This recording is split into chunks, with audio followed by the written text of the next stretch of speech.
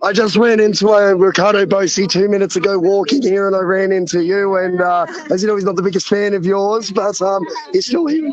We should be working together. Yes. If we're dividing ourselves and we're arguing amongst ourselves, the only winners are the big pharmaceutical companies and the political dropper. So anyone that stands against the mandates, I'm happy to stand by Joel. What do you say to people, Craig, that say you're just like the rest? You're just like them because you were one. What do you have to say to those people? That's what I have done over the last 2 years. I was the first and only politician to stand up against the mandates, not only in Australia, against the world. I was the first politician, probably anywhere in the world, that said the vaccine program should be suspended. Right? I've walked away from my party. It's cost me personally. No one has been vilified in the media in this country more than I have. That's good. No, and I've done all that. I've taken all the barbs, but I'm still here arguing for the case. And the people that are supporting me are getting bigger and bigger and bigger. And we have to change this, and we've got a plan to change all this. Right? We can change this at the ballot box. We can do it with the protests, absolutely. If the Prime Minister doesn't do it, we're sending a message to him. We're going to vote him out.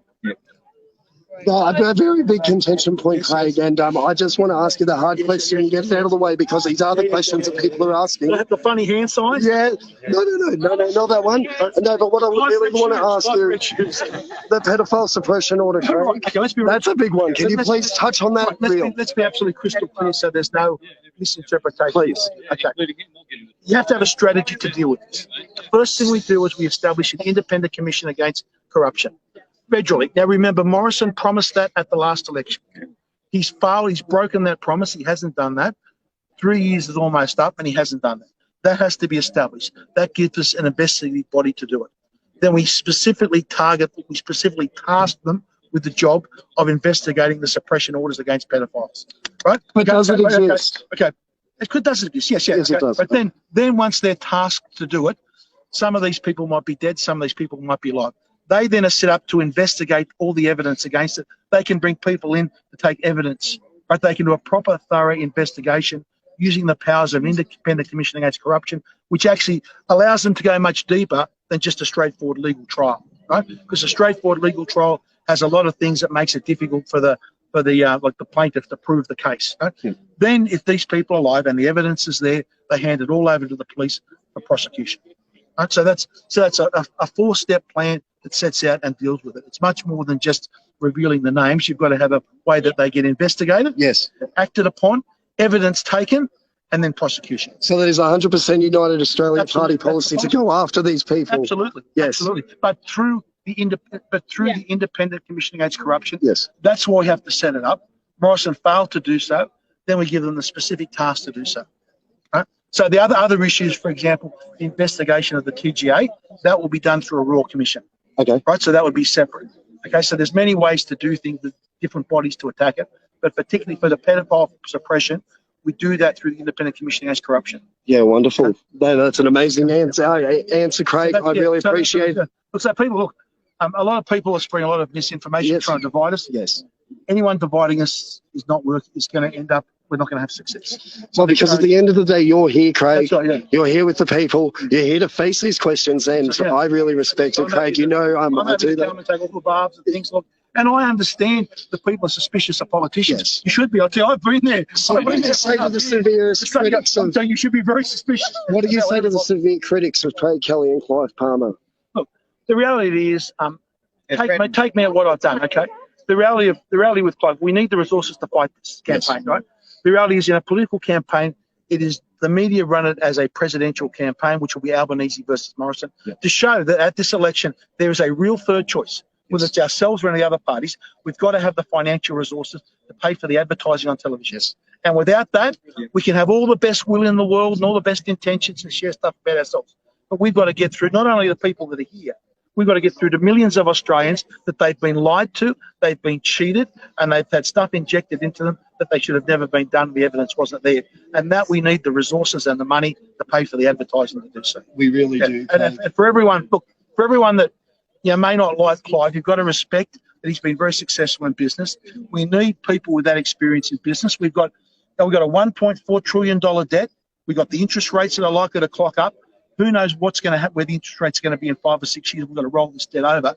That's going to bankrupt this company. We need good, solid people with proven track record in business, proven track record of standing up to the Chinese, Yes. which Clive has done. You can knock him for everything, but he stood up and he's fought against the Chinese and called them out at every single opportunity. That's the type of person I want there beside me in Parliament, rather than someone that's just been a political hack and does what the factional bosses tell them. Craig. Yes. Does Australia have Dominion machines? No, we don't. They tried to get them in, the recommendation they made after the last election was to trial Dominion voting machines. And they used them this was before the US. I thought that's can't be right. And I looked at that's what they said, Dominion voting machines. So this election, our votes are counted by hand. We must always count vote by hand. We must never allow electronic voting because you can't follow the chain. It goes into cyberspace, and when it's in that cyberspace, you can't have, there's not the oversight. Craig, if I could have one more question, mate, and it is another hard one. I do apologise, but it is something that most people in this camp would feel. The people talk about the Freemason symbolism that now takes over our Parliament. No, we're talking about the Parliament House in the shape of a ziggurat. You've got the pyramids lining the lights going up to Parliament House. You know what I'm talking about when I say, people would say you're one of those Freemasons. What do you have to say to those people? I'm not a Freemason. I never knew about the special hand signal. But anyway, no red shoes. I think red shoes. I don't own a pair of red shoes. Okay, and I've told Clive's shoes were actually burgundy for the record.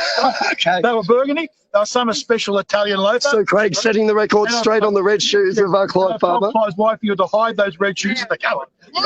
So what do you say to those people that think you're one of them, that you're still one of them? I understand people's suspicions, because so many lies have been told. Yeah. If you know what's happened over the last 2 years, they've lied about everything.